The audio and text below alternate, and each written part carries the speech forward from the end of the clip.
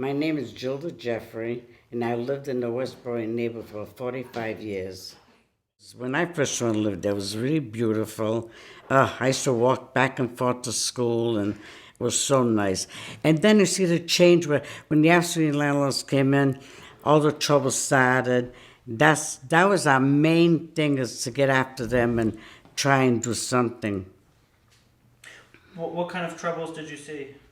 Or the tenants, they have bad tenants. Absentee landlords. When the landlord doesn't live in the house, there's a big difference, you know? A lot of fights. Sometimes went through a lot of hell, though. But we did all right, though. We came through it. My kids all turned out good, you know? Have you? A lot of action. I think when you're young, you can take that. I think as you get older, though, I think things change, you know? Well, we had the Westboro Incentive Corporation. We had about 7 people on the board, and what we did first was get involved with the Preservation Society, because we had a lot of historical houses in the neighborhood, and they came in, and we had a lot of meetings with them. We planted trees, so just to beautify the neighborhood, planted trees at the Dexter's Training Ground, planted trees in the neighborhood. Then we had the steering committee. We had the HIP program, do community development. I used to go to their meetings, and they put money to the neighborhood, painted houses, and then they had what they called a 3% interest loan, and I would talk to the people, let them try and get a loan from the city, and we try to get all these. We had to work for the park department to plant trees. We try to beautify the neighborhood, and that I think that sort of helped a little bit too. Get the houses painted, plant the trees around the armory. I think they're still there, aren't they, the trees? Yeah. In fact, there's a tree still in front of my house on Chapin Ave. And I think that helped a lot too. And new sidewalks. So we did a lot though, really. I think Macy Yancey was very helpful, and our councilman Joe Paolino was very helpful. And I think that meant a lot too, where they got together, and he would even take me downtown and try and get people's name on the list to get their houses done. So that was the beginning of the neighborhood, to get it done. The houses were deteriorating, try and get them fixed. And then they would offer them a low interest loan through the HIP program, was home improvement program, to community development. Well, we try to pick a street at a time, like Parade Street. I think was one of the first streets that we concentrated on. Then there was Chapin Avenue, and we went right along Chapin Avenue, Wood Street, Willow Street. I think the Westbury neighborhood went all the way down to the Huntington Avenue, and it started with the Chapin, Wood, a Sycamore, all them streets, and up to Westminster Street. So that was part of the Westboro neighborhood. We had to, because being in the West End, and to separate ourselves, I think we had to do that, to concentrate on just one given area. So the way the houses would be concentrated there, all historical houses, Parade Street especially.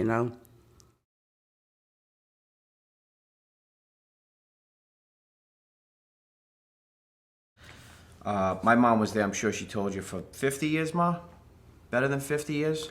I think the people who were buying houses in the 80s and, up until 90, they all drove pickup trucks, and they all had ladders on them, and they all got their hands dirty. And now you got people driving Priuses buying houses in the neighborhood, which is fine, that's great, it's all good, but the real trailblazers were people who came there and saw the value of the historic property and the value of a neighborhood, and there was a lot of focal points in the neighborhood, one being the park, one being Hudson Street Market was always kind of the focal point of the neighborhood. And my mom, I think, really saw past a lot of the blight that was in the neighborhood and saw the potential, and I think she really took it to the next level by getting people to preserve these historic homes and to live in them. That's the key. The big problem in the neighborhood when I was a kid was absentee landlords didn't take care of their property. And I think now you see that, from an economic sense, it makes sense to take care of your property. You're not. I think the other important part of our house, specifically with my mom, was that you were always encouraged to think for yourself. You were never, we weren't taught to be clones of your parents. You taught to, if you sat at a dinner table now with my family, you'd have far left, far right, and everybody else in the middle. So there was always a lot of discussion at the dinner table about neighborhood things and international we used to have a politics. lot of and- meetings at the house. I've Yeah, done yeah, all the yeah. meetings, my God. So, but I never thought of my mother as a politician. She was really an activist. She believed in the neighborhood. I think she saw a lot of potential in that neighborhood long before anybody else did. Yeah. So I was probably 10 or 11 years old, and being the youngest of 5 boys, I would tag along with my mother to these. We used to call them actions. We used to have actions. So we went to a fancy neighborhood in East Greenwich, and we made these flyers up and said, "Do you know your neighbor owns these properties?" And they were all slum properties, and we were going around and putting them in mailboxes, and the cops came. And they said, well, "You're going to get arrested." And what are we doing wrong? Besides being in East Greenwich and being from the West End. So we used to have these actions against slum landlords. But the flip side of that is the neighborhood groups would give awards to good landlords, like BJ's dad. Bob was really a very responsible guy. Yeah. Took care of his property, and I think he's kind of an example of people who did well in the neighborhood because he was responsible. And he had the best houses in the neighborhood. So he was on our board. He was on our board. Yeah. So you had the slum landlords who didn't take care of anything. They'd feel the heat. And then the people who did the right thing, cooperated with the neighborhood people. And that's always responsible when you're a developer, is to listen to your neighbors and try and be responsible and do the right thing. So that's a good story. Actually, we used to have a lot of fun doing it, though, too. We'd take a gang with us, and the organizers would come in from PACE. We had the PACE organization, People Acting to Community Effort. So we're involved with that, too. I don't know if anybody mentioned that, PACE. We had it was a neighborhood group with 5 neighborhoods: South Providence, Elmwood, Washington Park, the West End, and then West Broadway. We kind of carved that out and had a 5th neighborhood, and we had, I guess, a community organizer. I guess like what Obama did, how he made his bones.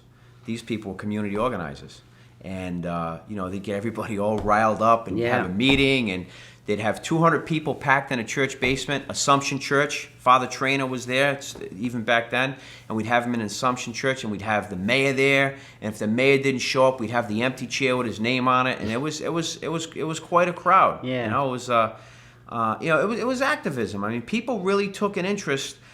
People took an interest in their neighborhood. People took an interest in their neighbors, and we helped.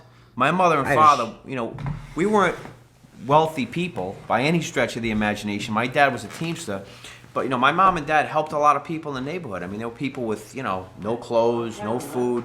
Our house was really almost kind of a soup kitchen. There was always somebody at the table every night for dinner, a new person.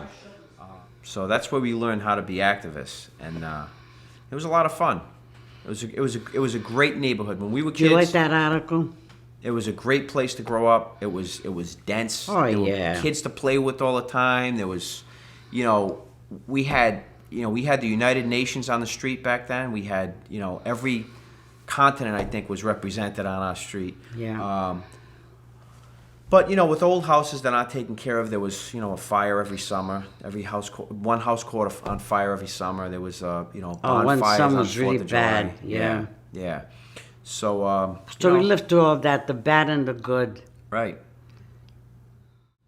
I think the Armory District is a very desirable place to live. I think people really enjoy living there. There's so much to do. I think it's a vibrant neighborhood. I think there's still kind of leaps and bounds to go. I think that, I think just like any other neighborhood, when you have people investing money and living there, it's only going to get better. So I see a lot of good things happening in the Armory. I really, as you know, my office is on Broadway. I spend a lot of time in the Armory District. I think it's the young homeowners that make the difference, so.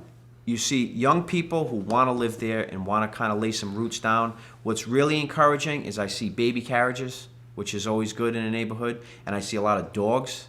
You know, people, everyone has a dog in that neighborhood. So really? yeah, so it's like, you know, it's a real, you know, yeah, everyone has a dog. Either have a dog or a baby or both, right? So I mean, I think it's going to expand. I think it's going to go, you know, west of Messer Street and kind of move into that area. I know BJ's done some rehabs there, and I think he's got a market for them.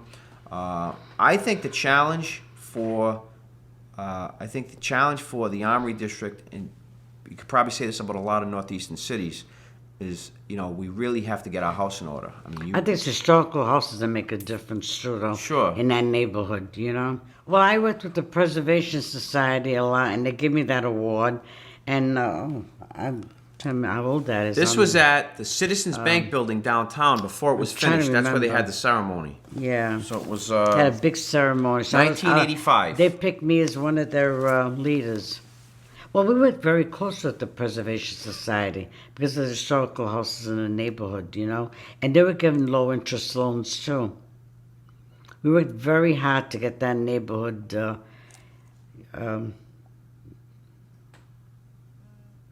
where it is today, right, Ma? yeah. A lot of work. But we had a lot of fun doing But it. it takes though. activism and investment. You know, you need people to come in and, you know, buy houses and make them nice and take care of them and put, you know, responsible tenants in there or live there, and it takes people, you know, like the WBNA. I mean, I see a lot of what my mother did really being carried forward with the WBNA. We had a lot of good members on the board too, though, like Helen Billings, Bob Richards. Of course, Helen died, and Bob Richards, I think, is living in Florida. But as you get older, you know, you sort of not lose interest, but you have different things coming along, you know.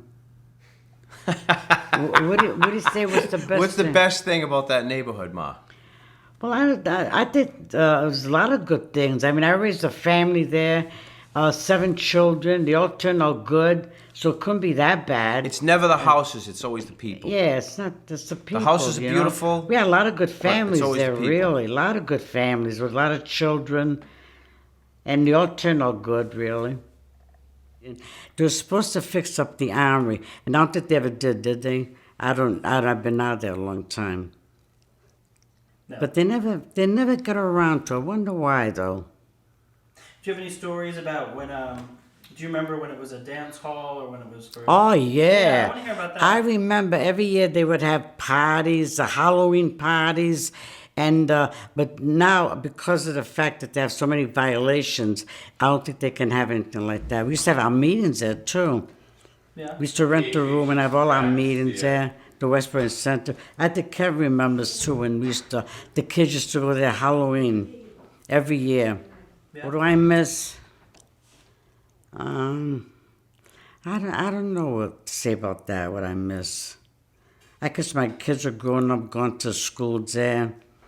I remember a lot of good times. You know, we had a lot of good times. But then as you get older, you change. I mean, my kids all have good jobs.